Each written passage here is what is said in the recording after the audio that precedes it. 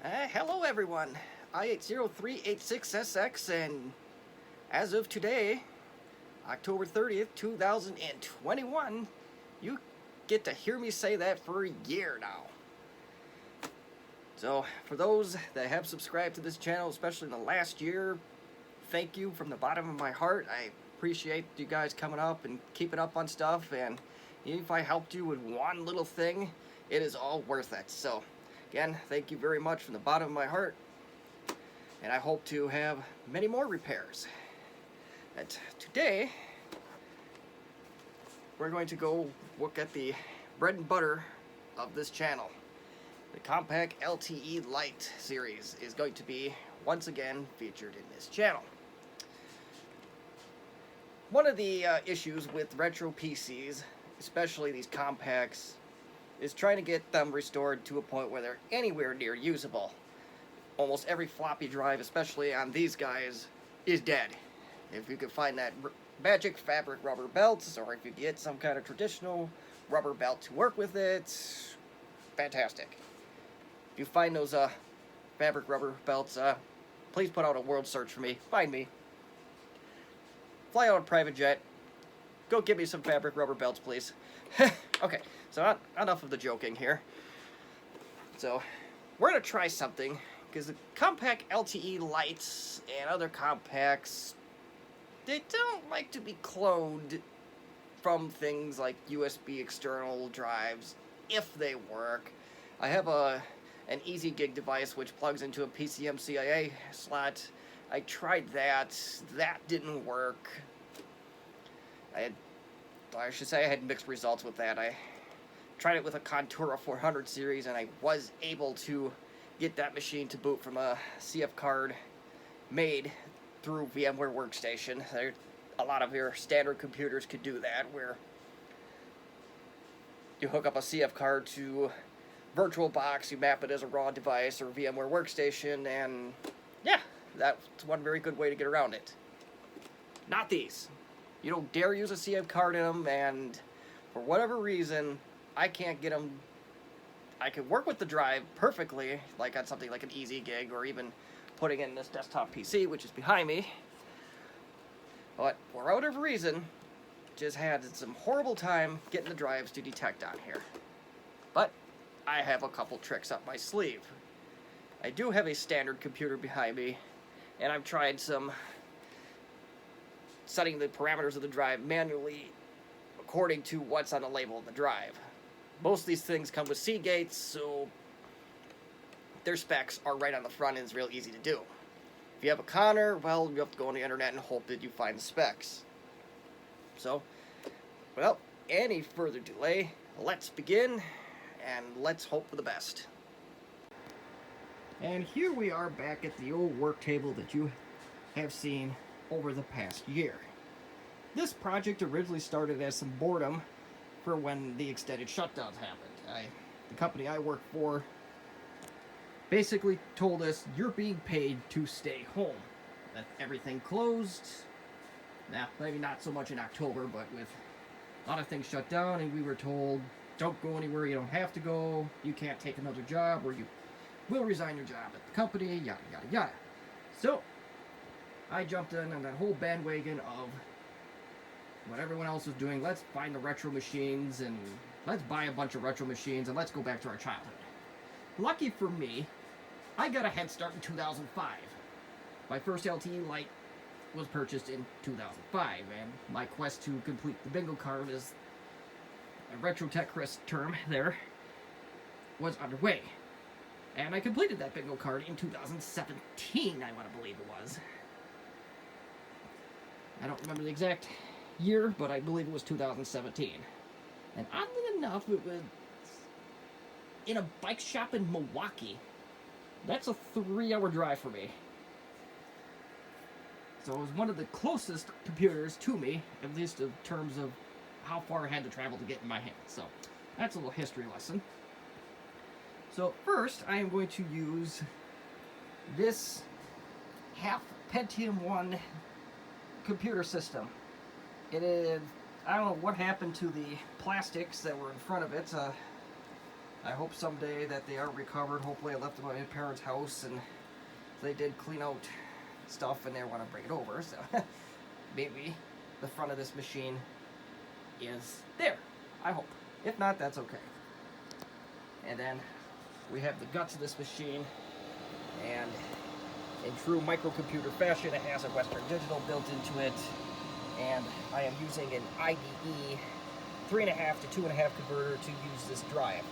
I'm not going to tip it up right now because the thing is running. It is an ST9235AG, much like the later LTE Lites have come with. So if that doesn't work, we got this thing. This is a ProLinea 425S, which has the same BIOS the LTE Lite has. And I was able to boot a drive from an LTE Lite in this particular system. So, although it was very tricky, but we got it. So now we will go on to the feature presentation, and we will get DOS installed on this hard drive. But with the magic of video editing, it's going to be just like that. So I do want to show you something here. In the case of this machine, I did set this hard drive up as a user or manual entry, depending on what the BIOS is, and I put in the specs that way. So I'm hoping that that's good enough of a difference to make this drive bootable in a Compaq. Let's get out of there. Okay, it's got to reboot. Okay, that's lame. Whatever. So not quite a snap of a finger, but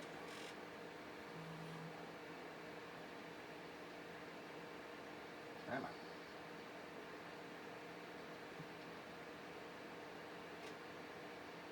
And we're booting DOS.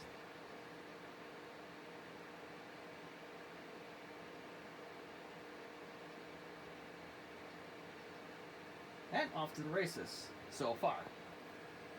So now we have DOS.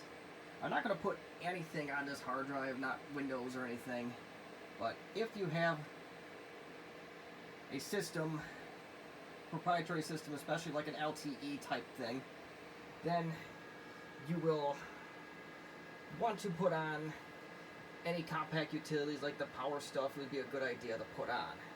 And just copy it to the hard drive and install Windows while you're here, or whatever operating system you may end up using. So now comes the test. I'm not going to do that just for simplicity purposes, but we'll put this thing in an LTE Lite right now, and we'll see what we can do. Alright, we got ourselves a Franken LTE, and I paid entirely too much money for this thing, but it was in such good shape, so that's how I'm going to justify this purchase.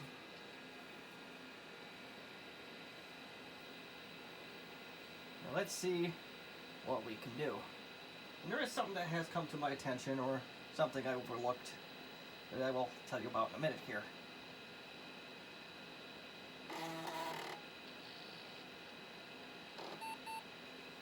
And just in case the drive type did not change, oh, good.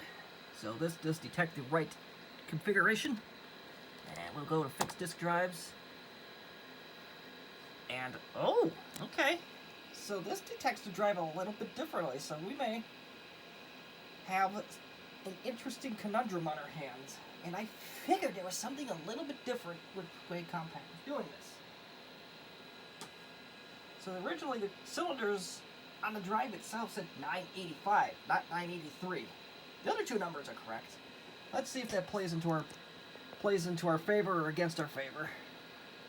Or doesn't make a lick of difference. We'll see.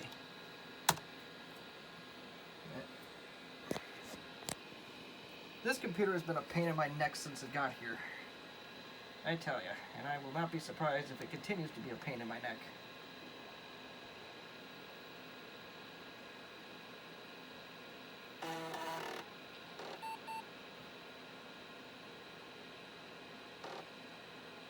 I got it, did it.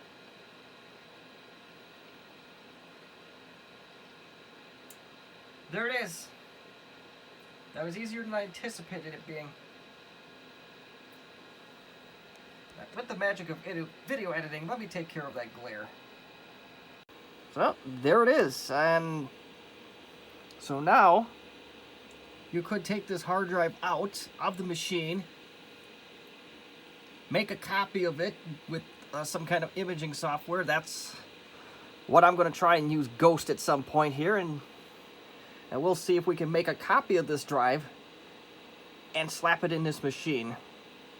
And I'm even going to try installing Windows on it at this point, and we'll see how that far we get with that.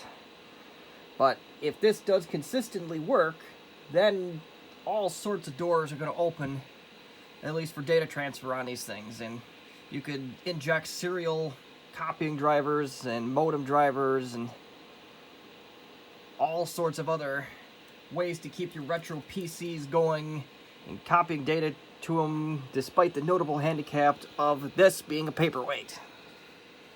So I'm going to put Windows on this thing, and we'll see from there first if that'll boot, and secondly if we can clone this thing. So we got more fun yet, but I did not anticipate it going this far at all, to be honest. I expected to take this machine out and have to work with it that way. And one thing I did notice, and I neglected to see this because I work with these drives so often. Where's the specs? There isn't any on this particular drive, unfortunately. So I will put the cylinder head and sectors count in the description of all the major Compaq LTE Lite approved drives. The one we use, the later model ST92358G, had it on the label. The early model ones do not have that. So I'll drop that in the description for you, so that way you don't have to search around. The Connors, I don't know what they are, and I don't use them enough to look them up. So that one you're on your own for, but who knows, maybe if I find it, I'll eventually drop it in the description. Now, on to our next part of our test. We're going to find the Compaq drivers and Windows, and we'll see if we can continue on with our little adventure. Okie doke. We got Windows 3.1 on here with our drivers, and little to no problem doing that whatsoever. And copying those files beforehand really saves a lot of aggravation on my part. So that was awesome. And mouse driver was required. I put the supplemental utilities on there. And I was smart, because I have this this directory right here, this BK CD-ROM. I have a CD-ROM that connects to a parallel port. So if I ever need to load stuff to this particular machine, or any other one of these I image, I can much easier with that CD-ROM driver. So yeah, a little bit of a proactive measure there. I found a disc on accident when I was sleuthing around for discs, and so that was a nice little find. So that's definitely on the image. So there's your Compaq LTE. Trackball working. I'm satisfied, so we'll move on to the ghosting part. And unfortunately, I did run into a problem. I only have one 3.5 to 2.5 inch IDE conversion kit. So what I'm going to do with Ghost is I'm going to make an image and put it on something like this. No big deal, easy enough. And then we'll copy back and we'll see how it goes. So let's get this hard drive out of this LTE and back into my wonderful Megatronic. God, those things are terrible computers. I don't know how this one's still going, but I digress. We will be in the Megatronic shortly. Alright, well, away we go.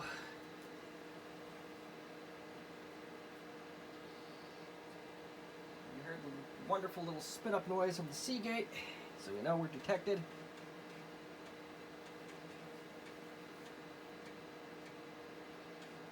I really wish that CF cards worked in these Compaq LTE lights. I really do. Oh, hold on. I got a little Ghost. Oh, did I mess up? Did I miss a trick? Yes, I did. Alright, so. And Ghost, it's called Ghost 6.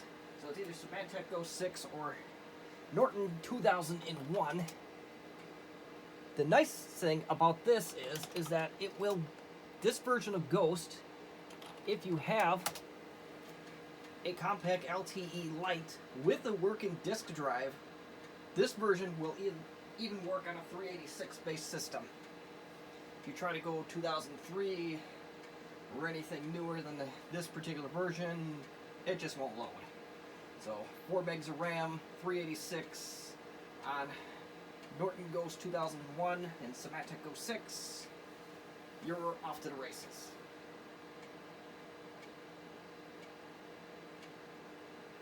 So I just gotta wait for this to load.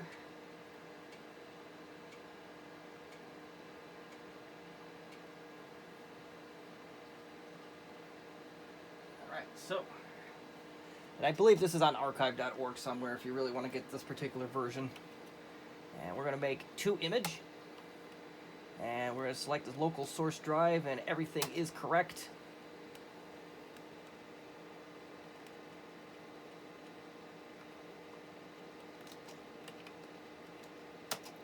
Yep. Okay, so we got the right DOS 6 drive.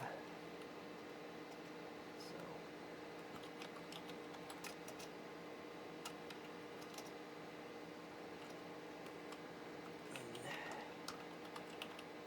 31.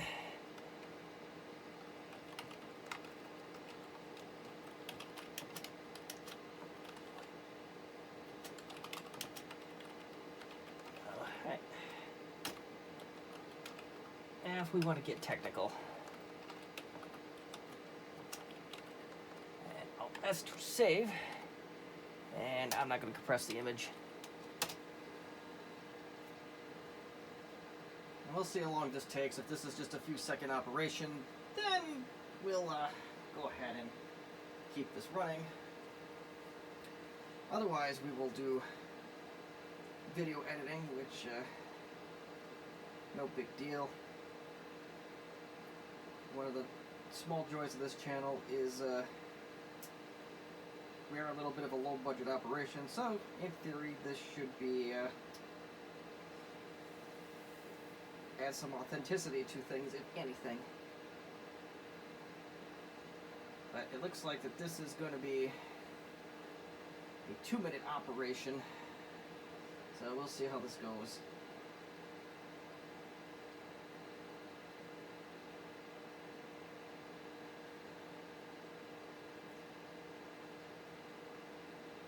And one little thing to note here, you gotta be a little bit careful on the computers you use. I have a Pentium 3, well, Celeron from the Pentium 3 era that just doesn't behave very well with truly retro equipment like these early 90s hard drives, and didn't want to install DOS or anything like that.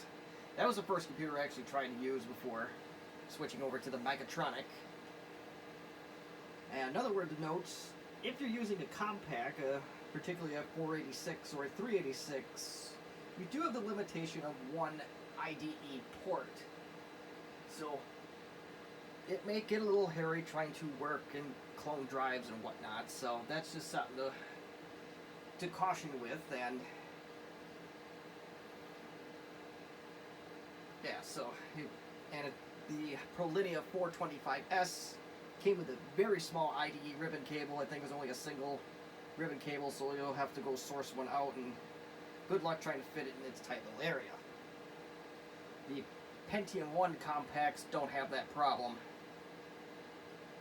And the question may come up, I may have answered this, what if I had one of those Compaqs that required the utility on the hard drive? Honestly, I don't know a way to get around that. I think the best you can say there is maybe get a friend of yours that has a working floppy to image the thing and maybe send you a hard drive. That's the best I can really do for those. As far as I know, those utilities will not run on anything that's not for the appropriate Compaq. So that's all I can really tell you with that. But also, like the Conturas and those disk drives generally are working still to this day. The 5000, the LTE 5000s don't require it. The Elites, the disk drives are still somewhat available, and the belt, replacing the belts, is an option for them. So, now we go on to phase 2, and we will copy to another hard drive.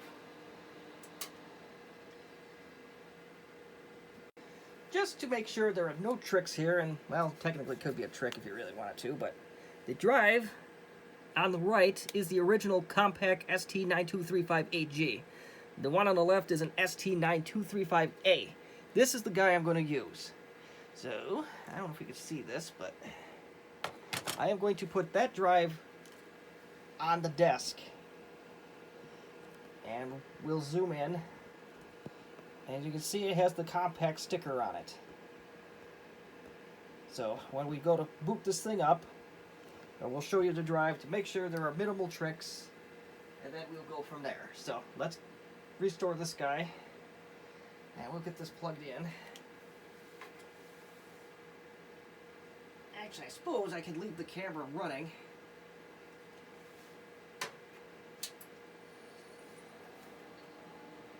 I blabbed on for long enough. What's 2 more minutes? And if you can only find the non-G series Seagate, the specs are exactly the same. So if you already have your BIOS set up for the AG, the A1 will work fine.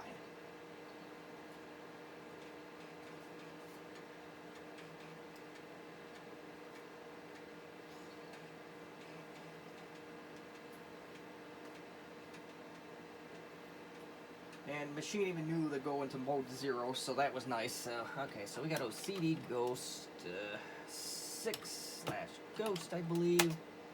Let's see how much of my goldfish memory serves me here.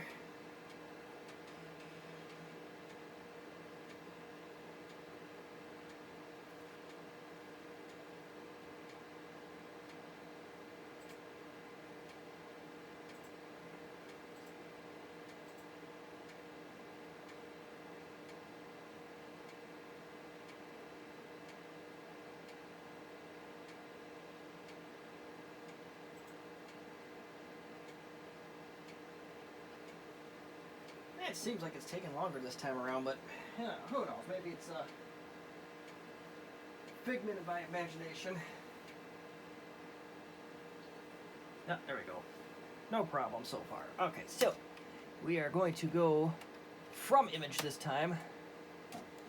And this is, if you have the mouse drivers installed on your boot disk, it is significantly easier. LTE Lite, Win31. Destination drive of the 200 meg drive. Alt-O again. And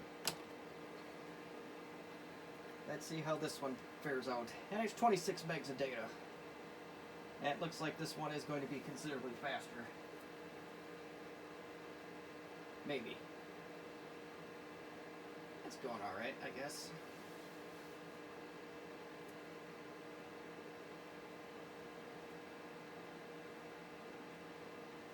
I almost wonder too if we could modify that parallel CD-ROM thing to put a hard drive in it, but I guess that wouldn't do us really any good here, as that would almost certainly require a working floppy.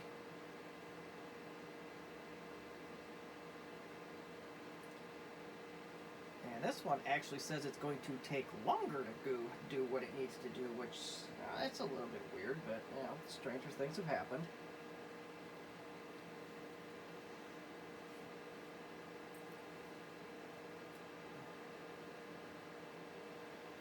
I am also thankful that this particular, the Megatronic, handles the CF cards without issue. So that's a happy little bit bonus anyway. And I do keep that machine around just for things like this, and if I'm bored and would want to play with Windows NT 3.5, this system does a great job handling that. So now it's kind of a bear to do in a VM. At least I haven't experimented enough with it to see how to make that go smoothly, but to be honest, I don't care enough. And that might be a video we come down the road to see if how well one of these LTE Lites handles Windows NT 3.5. We already did one on NT4, why not 3.5?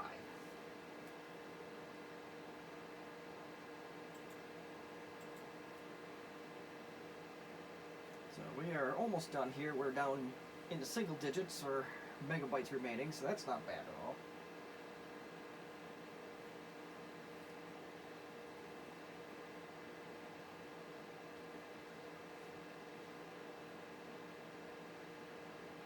to 4.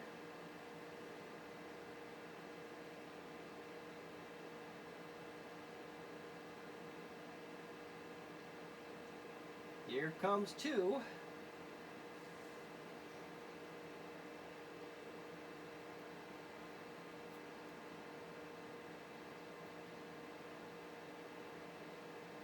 And I don't know if it's going to be a good or bad idea to see if this drive actually boots. I'm going to chance it.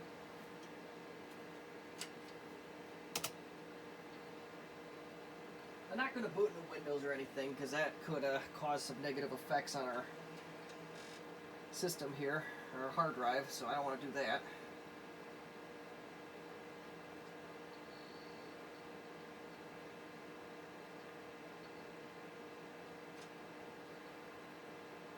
Alright. It's probably going to bark about the mouse not being present.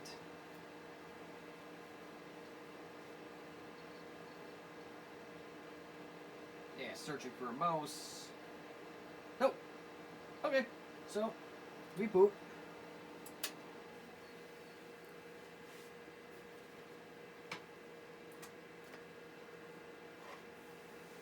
So here is the moment of truth.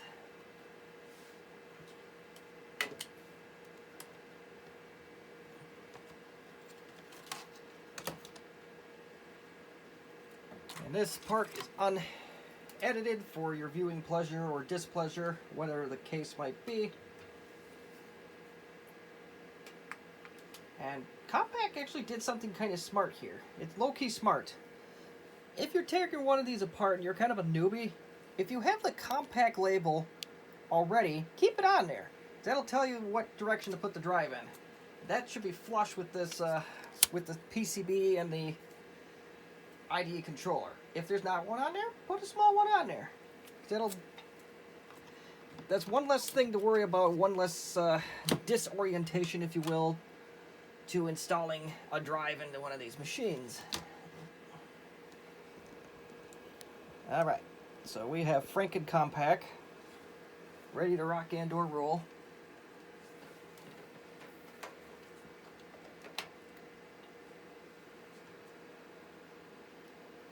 Uh-oh. Wow, okay. Some guy decided to unplug the machine while he was working on it like a responsible person. Not every day that happens on this channel.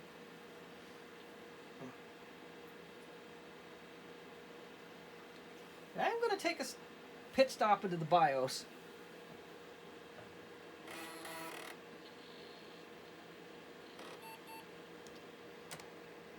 I'll show you why in a little bit here.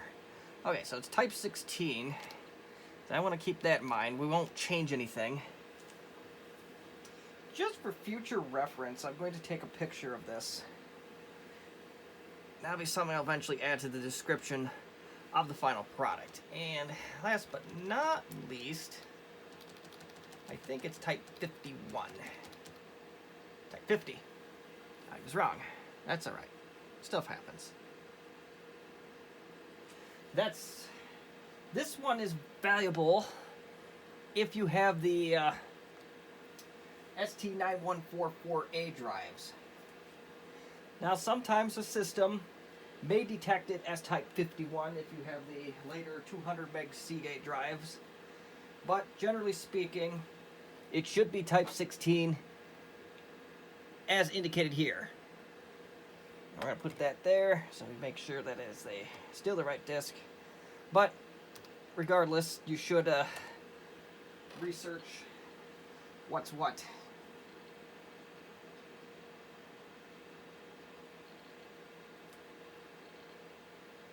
And that is all she wrote. Well, folks, I'm very pleasantly surprised that worked. I'm really happy that it worked, but I'm very surprised, because I thought for sure that I was going to have no luck whatsoever using a non-specialized Compaq system, because that's just been my luck for the last, I don't know, 20-some years working on Compaq computers.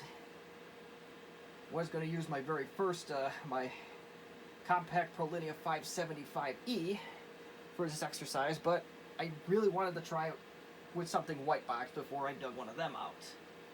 Because I know for a fact that the early 90s Compaqs are almost near impossible to find now, and if you do find them, you're going to pay through the nose for them. I got very, very, very lucky with the 425S that's sitting here. It was in somebody's, I think, either a garage or basement in Oklahoma for 30 years, and I got it for $50, and no issues with it outside of a battery starting to make a mess of things, but we got that cleaned up, and we found that just in time, so I'm going to be hanging on to that piece of childhood for a while. But, anywho, so can it be done with a white box system with a little bit of tweaking? Absolutely. Now, a little disclaimer, there may be some white box systems, if you can't modify the drive parameters exactly like we did with the Megatronic, it may not work. But at the same time, you don't know until you try. But I think this is an Intel 440BX chipset. Let's put. Oh, I can't because I'm using it on the Compaq.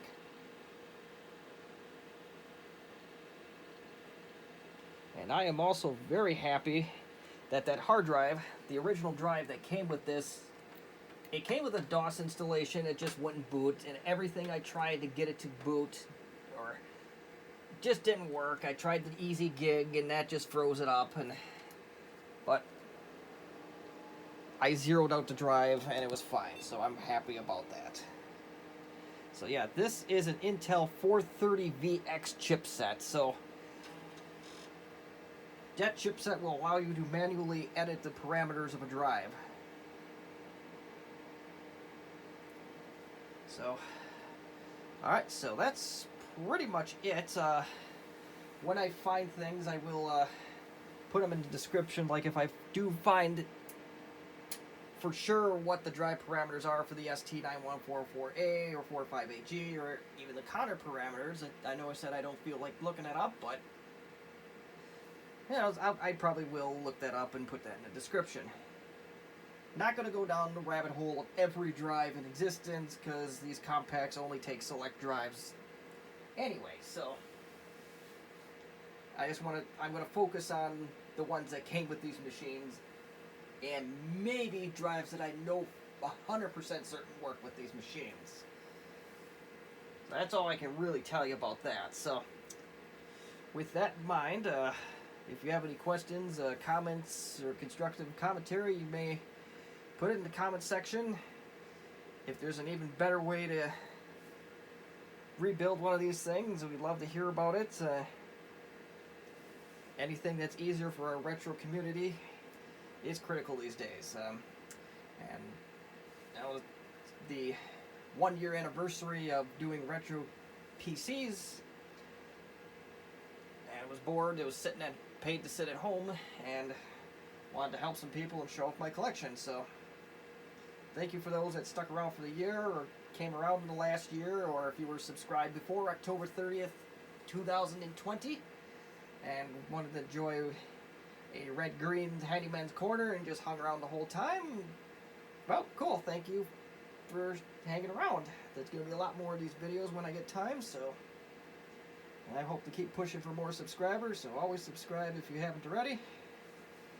And again, thank you very much, and enjoy.